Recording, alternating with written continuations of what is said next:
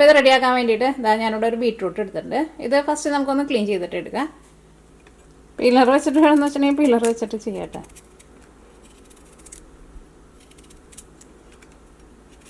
അപ്പോൾ നിങ്ങൾ എടുക്കുമ്പോൾ ഏകദേശം അളവിൽ ഇത്രയ്ക്കുള്ള ഒരു ബീറ്റ്റൂട്ട് എടുക്കുക.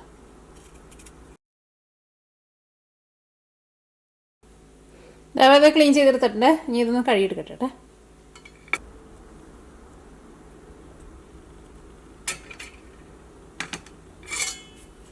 ഇനി നമുക്ക് കുറച്ച് ചെറിയ പീസായിട്ട് നമുക്കിതൊന്ന് കട്ട് ചെയ്തിട്ട് ഇത് നമുക്കൊന്ന് വേവിച്ചിട്ട് എടുക്കാം. അപ്പോൾ ഞാനിവിടെ സ്റ്റീമറിൽ വെച്ചിട്ടാണ് വേവിച്ചിട്ട് എടുക്കുന്നത്. വെള്ളത്തിലിട്ടിട്ട് വേവിക്കണ്ട കേട്ടോ, അല്ലെങ്കിൽ ഇഡ്ഡലി പാത്രത്തിലോ ഇതിലിങ്ങനെ ഇട്ടിട്ട് ആവിയിൽ നമ്മൾ വേവിച്ചിട്ട് എടുക്കില്ലേ, അതേപോലെ വേവിച്ചിട്ട് എടുക്കുക. കാരണം വെള്ളത്തിലൊക്കെ ഇട്ട് വേവിച്ചിട്ടുണ്ടെങ്കിൽ ഇതിൻ്റെ ഉള്ളിലേക്ക് ചിലപ്പോൾ വെള്ളം കൂടുതൽ പിടിക്കും.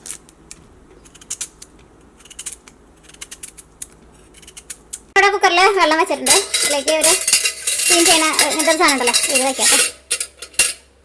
അപ്പോൾ നമ്മൾ കുക്കറിലേക്ക് വെള്ളം ഒഴിച്ചിട്ട് സ്റ്റീം ചെയ്യണ ഒരു തട്ട് വെച്ചിട്ടുണ്ട്. ഇനി ഇതിലേക്ക് നമ്മൾ ബീട്രൂട്ട് ഇടാണ്. കുക്കറിൽ ഇട്ടിട്ട് ഒറ്റ വിസിൽ വന്നാൽ മതി കേട്ടോ.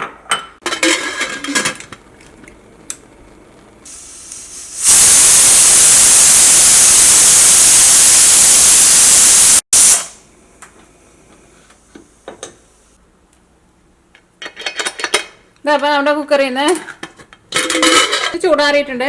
മിക്സിയുടെ ചെറിയ ജാറിലിട്ടിട്ട് അരച്ചിട്ടെടുക്കാം കേട്ടോ.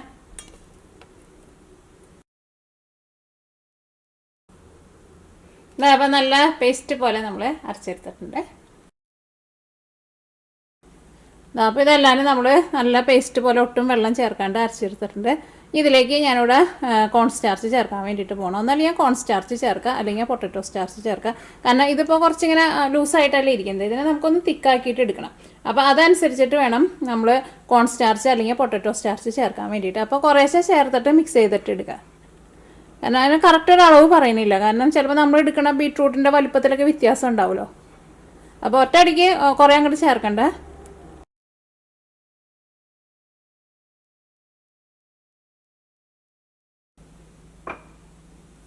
ഇതെല്ലാം കൂടിയിട്ട് നമുക്ക് മിക്സ് ചെയ്യാം. അപ്പോൾ ഇത്രയ്ക്ക് ഇതിലേക്ക് നമുക്കൊരു 3 ടേബിൾ സ്പൂൺ നമുക്ക് മതിയാവും. നോക്കട്ടെ, നമുക്ക് കുറച്ചായിട്ട് വേണമെന്ന് വെച്ചിട്ടുണ്ടെങ്കിൽ ചേർത്ത് കൊടുക്കാം.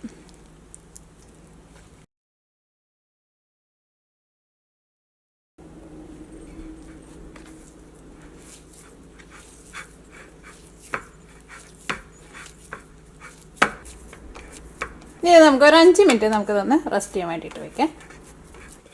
അപ്പോൾ ഇത് നമ്മൾ ഒന്ന് റെസ്റ്റ് ചെയ്യാൻ വേണ്ടിയിട്ട് വെച്ചിട്ടുണ്ടായിരുന്നു.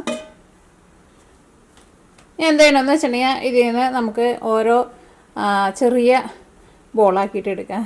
ഇതിൻ്റെ ടെക്സ്ചർ നോക്കിക്കേ, നല്ല രസമാണ് കാണാൻ വേണ്ടിയിട്ട്. നല്ല സോഫ്റ്റായിട്ടായിരിക്കും. കയ്യിൽ വെച്ചിട്ടൊന്ന് ഉരുട്ടിയിട്ടെടുക്കുക. ഒരുപാട് വലുതായിട്ട് ഉണ്ടാക്കണ്ടേ. നമ്മൾ കയ്യിൽ വെച്ചിട്ട് ഉരുട്ടുമ്പോൾ കൈമ ഒട്ടും പിടിക്കരുത്. പിന്നെ കൈമ വെച്ചിട്ട് ഉരുട്ടുമ്പോൾ ഇങ്ങനെ പൊട്ടി പോകണുണ്ടെന്ന്, സൈഡൊക്കെ ഇങ്ങനെ പൊട്ടി പോകണുണ്ടെന്ന് വെച്ചിട്ടുണ്ടെങ്കിൽ അത് ഭയങ്കര ഡ്രൈ ആയിട്ടാണ് അങ്ങനെ വരുന്നത്. അപ്പോൾ കൂടുതൽ കോൺഫ്ലവറോ അല്ലെങ്കിൽ പൊട്ടറ്റോ സ്റ്റാർച്ചോ കൂടുതൽ ചേർക്കരുത് കേട്ടോ. അപ്പോൾ നല്ലൊരു സ്മൂത്ത് ബോളാക്കിയിട്ട് എടുക്കുക. നോക്കിക്കേ, നല്ല ഫിനിഷിങ്ങുള്ള നല്ലൊരു സ്മൂത്ത് ബോളാക്കി ഇട്ടിട്ടുണ്ട്. ഇനി ഇത് കൈ കൊണ്ട് ഇങ്ങനെ പ്രസ് ചെയ്യുന്നുണ്ട് കേട്ടോ. നിങ്ങളുടെ അടുത്ത് ഇതേപോലത്തെ എന്തെങ്കിലും ഷേപ്പുള്ള ഇതേപോലത്തെ എന്തെങ്കിലും സാധനം ഉണ്ടെന്ന് വെച്ചിട്ടുണ്ടെങ്കിൽ അത് സെൻറ്ററിൽ കുത്തിയിട്ടാണ് നമ്മൾ ഷേപ്പ് ആക്കണത്. വേറെ എന്തെങ്കിലുമൊക്കെ സാധനങ്ങൾ നിങ്ങളുടെ കയ്യിൽ വീട്ടിലുണ്ടാവുമല്ലോ. ഒരുപാട് വലിപ്പമുള്ളതല്ല, നമ്മുടെ ഈ ബോളിനേക്കാളും ചെറുതായിട്ടുള്ളത്. എന്ത് ചെയ്യണം, ഇതിവിടെ സെൻറ്ററിൽ ഇങ്ങനെ വെച്ചിട്ട് ജസ്റ്റ് ഒന്ന് അമർത്തുക. ഒരുപാട് കൊണ്ട് താഴത്തേക്ക് അമർത്തണ്ട. അപ്പോൾ നോക്കിക്കേ, നല്ല ഭംഗിയുള്ള ഷേപ്പുള്ളതായി കിട്ടിയിട്ടുണ്ട്. അതാണ് ബോളാക്കിയിട്ട് പിന്നെ ബോൾ പരത്തരുത്. ബോൾ പരത്തിയിട്ടുണ്ടെന്ന് വെച്ചിട്ടുണ്ടെങ്കിൽ കുറച്ചും കൂടി ഫ്ലാറ്റായി പോകും. അപ്പോൾ പിന്നെ ഇത് നമ്മൾ വേവിച്ചിട്ട് എടുക്കുമ്പോൾ നമുക്ക് നല്ല ഭംഗിയുള്ള ഒരു ഷേപ്പ് കിട്ടില്ല. അപ്പോൾ നമുക്ക് ബാക്കിയുള്ളതെല്ലാനും ഇതേപോലെ തന്നെ റെഡിയാക്കിയിട്ട് എടുക്കുക. അത് നോക്കിക്കേ, നല്ല സോഫ്റ്റായിട്ട് നല്ല രസത്തിലിരിക്കണില്ലേ.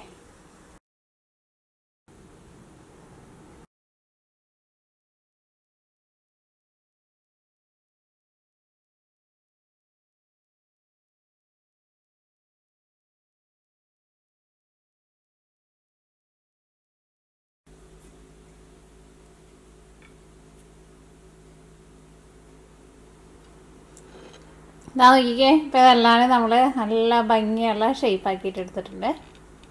ഇനി ഇത് നമ്മൾ വേവിച്ചെടുക്കാൻ വേണ്ടിയിട്ട് പോവാം കേട്ടോ. വെള്ളത്തിലേക്ക് ഇട്ടിട്ട് നമുക്ക് വേവിച്ചിട്ടെടുക്കാം.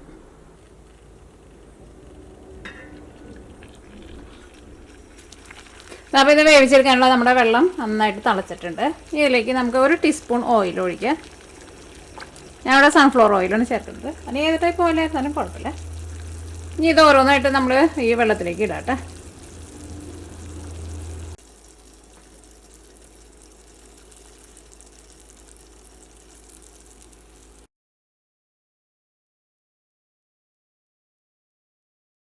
ഇനി നമുക്ക് ഒരു 12 മിനിറ്റ് നമുക്കൊരു മീഡിയം ഫ്ലെയിമിൽ മൂടി വയ്ക്കുക. അത് കഴിഞ്ഞ് കഴിയുമ്പോൾ ഒന്ന് മിക്സ് ചെയ്ത് കഴിഞ്ഞിട്ട് അതിൽ നിന്ന് പറഞ്ഞെടുത്തിട്ട് നിങ്ങളൊന്ന് നോക്കുക അത് വെന്തിട്ടുണ്ടോയെന്ന്. ചിലപ്പോൾ നമ്മൾ ഉണ്ടാക്കുന്നതിൻ്റെ തിക്നെസ്സൊക്കെ അനുസരിച്ചിട്ട് ചിലപ്പോൾ വേവാൻ വേണ്ടിയിട്ട് ചിലപ്പോൾ ചെറിയ വ്യത്യാസം വരും കേട്ടോ. അപ്പോൾ ഞാനിവിടെ ഒരു 12 മിനിറ്റ് മീഡിയം ഫ്ലെയിമിലാണ് വെച്ചിരിക്കുന്നത്. ഇനി ഇതിൽ നിന്ന് നമുക്ക് വെള്ളം ഊറ്റിക്കളയാം. അപ്പോൾ ഇതിൽ നിന്ന് നമ്മൾ വെള്ളമൊക്കെ ഊറ്റി കളഞ്ഞിട്ടുണ്ട്.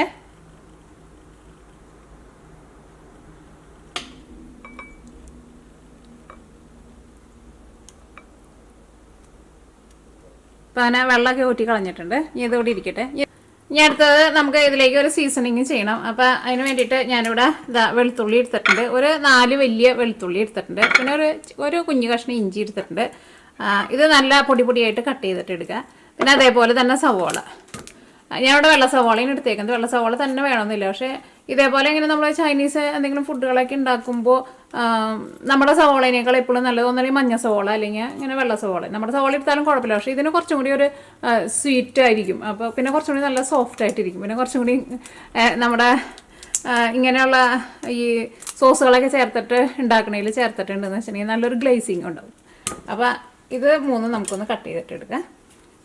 അപ്പോൾ ഈ സവോള മുഴുവനും വേണ്ട കേട്ടോ. ഇതിൻ്റെ ഒരു 1/4 ഭാഗം മതി. ഇതാണ് ഞാൻ അന്ന് ഒരു ലഞ്ച് വ്ളോഗ് കാണിച്ചു കഴിഞ്ഞപ്പോൾ ഞാൻ ഒരു വെള്ള സവോള വാങ്ങിച്ചിട്ടുണ്ടായിരുന്നു എന്ന് പറഞ്ഞില്ലേ നിങ്ങളുടെ അടുത്ത്. നിങ്ങൾ കാണിച്ചിട്ടുണ്ടായിരുന്നില്ലേ ആ സവോളേനത്.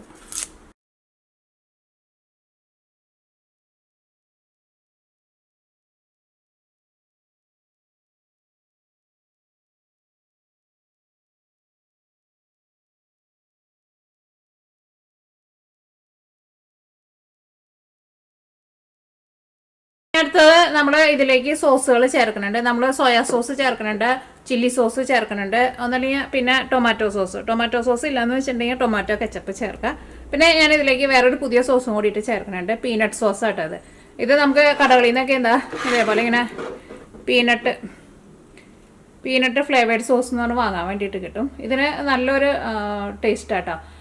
നിങ്ങൾ ഫ്രൈഡ് റൈസ് അല്ല ഇത് നൂഡിൽസൊക്കെ ഉണ്ടാക്കുമ്പോൾ ഇത് കുറച്ച് ചേർക്കുക, നല്ല ടേസ്റ്റ് ആയിരിക്കും. പിന്നെ അതേപോലെ തന്നെ സാൻഡ്വിച്ചൊക്കെ ഉണ്ടാക്കുമ്പോൾ സാൻഡ്വിച്ചിൻ്റെ ഉള്ളിൽ നമ്മൾ സോസുകളൊക്കെ വെക്കില്ല, അതിൻ്റെ കൂടെ വെച്ചിട്ടുണ്ടെങ്കിലും നല്ല ടേസ്റ്റാണ്.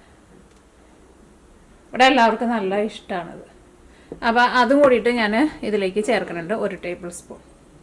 ഇപ്പോൾ നിങ്ങളുടെ അടുത്ത് ഇതില്ലയെന്ന് വെച്ചിട്ടുണ്ടെങ്കിൽ പീനട്ട് ഉണ്ടല്ലോ നമ്മുടെ കപ്പലണ്ടി, ഞങ്ങളുടെ സൈഡിലൊക്കെ കപ്പലണ്ടി എന്നായിട്ട് പറയുന്നത്. ഞാൻ ഇതിനു മുമ്പ് കപ്പലണ്ടിയുടെ ഒരു വീഡിയോ ഇട്ടുണ്ടായിരുന്നു. അപ്പോൾ എല്ലാവരും ചോദിക്കുന്നുണ്ടായിരുന്നു ഈ കപ്പലണ്ടി എന്ന് പറയുന്നത് എന്തിനാ അങ്ങനെ പറയണത്, അത് കടലയല്ലേന്ന്. ഇതിന് ഞങ്ങളുടെ സൈഡിലൊക്കെയും അങ്കമാലി സൈഡിലൊക്കെയും ഇതിന് കപ്പലണ്ടി എന്നാട്ടോ പറയുന്നത്. കടല എന്ന് പറയുന്നത് മറ്റേ നമ്മൾ രാവിലെ കറി വയ്ക്കാൻ എടുക്കണ നമ്മുടെ കറുത്ത കടലയുണ്ടല്ലോ, അതിനെയാണ് ഞങ്ങൾ കടല എന്ന് പറയുന്നത്. അപ്പോൾ ഇത് ഒരു ടേബിൾ സ്പൂൺ എടുത്തിട്ട് ഒരു ഇച്ചിരി വെള്ളം ചേർത്തിട്ട് നല്ല പേസ്റ്റ് പോലെ അരച്ചിട്ട് റെഡിയാക്കിയിട്ട് എടുക്കുക. അല്ലെങ്കിൽ എപ്പോഴും ഇതേപോലെ സോസ് ഉണ്ടെന്ന് വെച്ചിട്ടുണ്ടെങ്കിൽ സോസ് ചേർക്കുക, അല്ലെങ്കിൽ ഇപ്പോൾ സോസ് ഇല്ലയെന്ന് വെച്ചിട്ടുണ്ടെങ്കിൽ അങ്ങനെ ചേർക്കാം. ഇത് ഞാൻ ഒരു വീഡിയോയിൽ കാണിച്ചിട്ടുണ്ടായിരുന്നില്ലേ, എയർ ഫ്രയറിൽ വെച്ചിട്ട് പീനട്ട് വറുത്തിട്ട് എടുക്കുന്നത്. ആ പീനട്ടാട്ടോ അത് നല്ല ഈസി ആയിട്ട് എയർ ഫ്രയറിൽ വെച്ചിട്ട് റെഡിയാക്കിയിട്ട് എടുക്കുക. അപ്പം ഇത് റെഡിയാക്കാൻ വേണ്ടിയിട്ട് പോകണം. അപ്പോൾ നമ്മുടെ പാൻ നന്നായിട്ട് ചൂടായിട്ടുണ്ട്. ഇതിലേക്ക് നമുക്ക് ആവശ്യത്തിന് ഓയിൽ ഒഴിക്കുക. ഇത് ഞാനിവിടെ സെസ്മി ഓയിലാണ് ഉണ്ടാക്കുന്നത്. സെസ്മി ഓയിൽ അതിൻ്റെ ഫ്ലേവർ ഇഷ്ടമാണെന്ന് വെച്ചാൽ നിങ്ങൾ അതിനകത്ത് ഉണ്ടാക്കുക, അല്ലെങ്കിൽ സാധാരണ ഏത് ഓയിലായിരുന്നാലും കുഴപ്പമില്ല. ഫ്ലേവർ ഇല്ലാത്ത ഓയിലായിരിക്കും നല്ലത്. അപ്പോൾ ഓയിൽ നന്നായിട്ട് ചൂടായിട്ടുണ്ട്. ഇതിലേക്ക് നമ്മൾ ഫസ്റ്റ് ഇഞ്ചിയും വെളുത്തുള്ളി ഇടാണ്. ഇഞ്ചിയും വെളുത്തുള്ളി ഒന്ന് നന്നായിട്ടൊന്ന് മുരിയണം. അപ്പോൾ ഇത് മുരിഞ്ഞ് നല്ലൊരു ഗോൾഡൻ കളറായിട്ടുണ്ട്. ഇതിലേക്ക് നമ്മൾ സവോള ചേർക്കാണ്.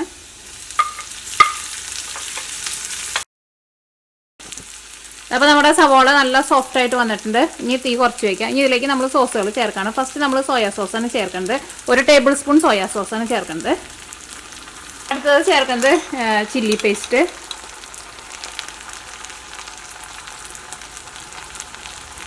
പിന്നെ ടൊമാറ്റോ സോസ്. ഞാനിവിടെ ടൊമാറ്റോ സോസിന് പകരമായിട്ട് കെച്ചപ്പാട്ടോ ചേർക്കുന്നത്. അല്ലെങ്കിൽ ടൊമാറ്റോ സോസ് ചേർത്താലും കുഴപ്പമില്ല, എൻ്റെ അടുത്ത് ഇപ്പോൾ അതില്ല. പക്ഷേ ഇതായിരുന്നാലും നല്ലതാണ്. ഇതിലേക്ക് നമ്മുടെ പീനട്ട് സോസ്,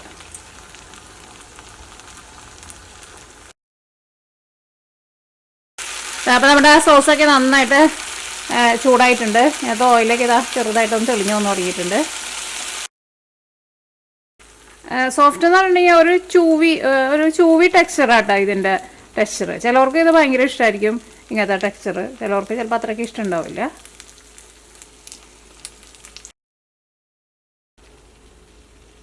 ഇനി ലാസ്റ്റ് ഞാൻ ഇതിലേക്ക് കുറച്ച് സ്പ്രിംഗ് ഓണിയനും ചേർക്കണുണ്ട്. മിക്സ് ചെയ്യാം.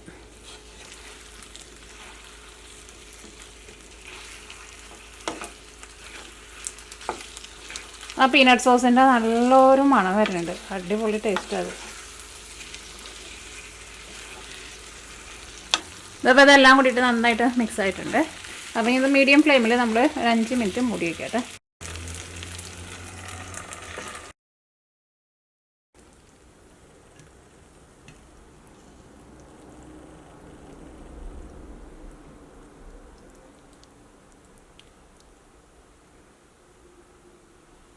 അപ്പോൾ അങ്ങനെ നമ്മുടെ നല്ല സിമ്പിളായിട്ടുള്ള നല്ല ഭംഗിയുള്ള നമ്മുടെ ചില്ലി ബീറ്റ്റൂട്ട് റെഡി ആയിട്ടുണ്ട്. അപ്പോൾ നിങ്ങൾ ട്രൈ ചെയ്ത് നോക്കാം. നിങ്ങൾക്ക് ആ പീനട്ട് സോസ് കിട്ടാമെന്ന് വെച്ചിട്ടുണ്ടെങ്കിൽ അതും കൂടിയും ചേർത്തിട്ട് റെഡിയാക്കിയിട്ട് നോക്കാം. അപ്പോൾ നല്ല സൂപ്പർ ടേസ്റ്റ് ആയിരിക്കും.